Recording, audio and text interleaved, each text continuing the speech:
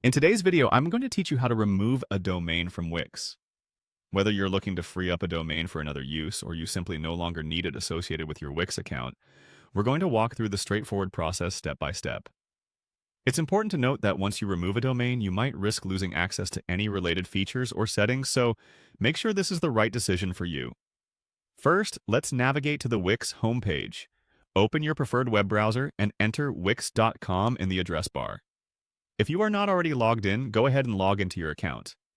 Being on the dashboard is essential because this is where all your account management tools are situated.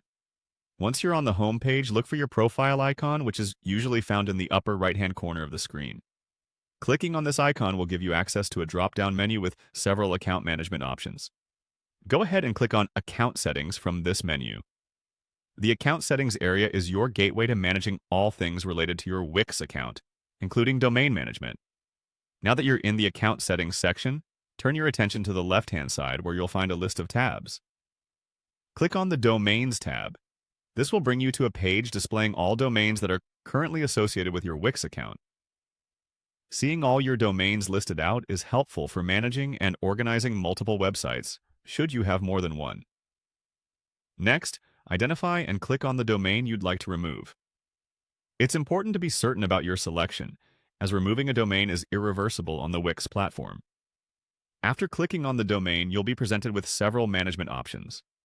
Finally, you will need to click Cancel to proceed with removing your selected domain from Wix. This step effectively detaches the domain from your Wix account. It's crucial to double-check that this is indeed the domain you wish to remove, as any associated services like email hosting through Wix will no longer function once the domain is canceled. And there you go. You've successfully removed a domain from your Wix account. Always remember to consider why you're removing the domain and plan accordingly if you need to transition services to another host. If you found this tutorial helpful, make sure to like and subscribe for more guides on managing your digital assets effectively. Happy web managing!